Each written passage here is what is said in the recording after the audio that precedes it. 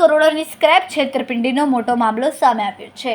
સાસ overseas અને radiant overseas નામની કંપનીઓ દ્વારા મોરિશિયસ ભારત વચ્ચે સ્ક્રેપ સપ્લાય કરવાના નામે લાખો નહીં કરોડોની રકમ ઉઘરાવવામાં આવી હતી.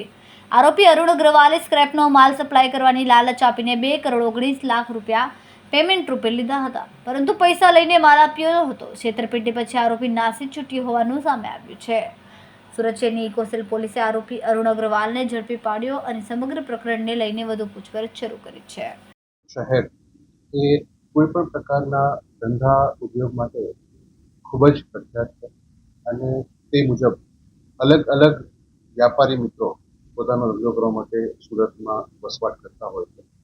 એમાંના એક વ્યાપારી સુજીત કુમાર ગુપ્તા કે જે પોતે સ્કેપનો વ્યવસાય કરતા હતા, તેમની સાથે અન્ય પેઢીના આરોપી જે છે હાલ નીલમણિ, અરુણ મખનલાલ અને સંદીપ, એ લોકો પણ તેમના સંપર્કમાં આવેલા અને સંપર્ક બાદ પોતે સ્ક્રેપ સસ્તા ભાવે તેઓને અપાવી શકશે એવો વિશ્વાસ ફરિયાદીને અપાવેલો અને ફરિયાદી પાસેથી 2 કરોડ 1 લાખ રૂપિયા જેવી માતબર રકમ મેળવી લઈ અને 1 કરોડ અને 60 લાખનો પોતે સ્ક્રેપનો માલ આપેલો.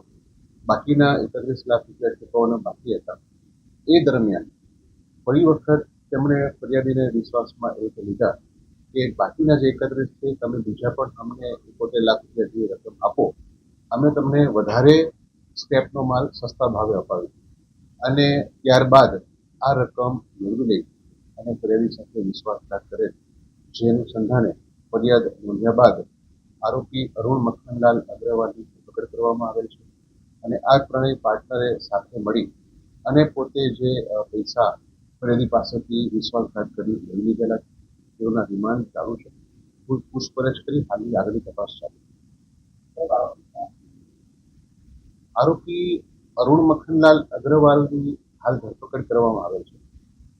તેઓના ગુનાહિત ઇતિહાસ બાબતે પણ હજી તપાસ ચાલુ છે અને ભવિષ્યમાં જો તેઓના વિરુદ્ધમાં અન્ય કોઈ જગ્યાના ભારતના કે ગુજરાતના કોઈ પણ ગુના અમારી જાણમાં આવશે તો એ અનુસંધાને વિશેષ તેઓના વિરુદ્ધમાં પણ કાયદેસર કાર્યવાહી કરવામાં આવશે.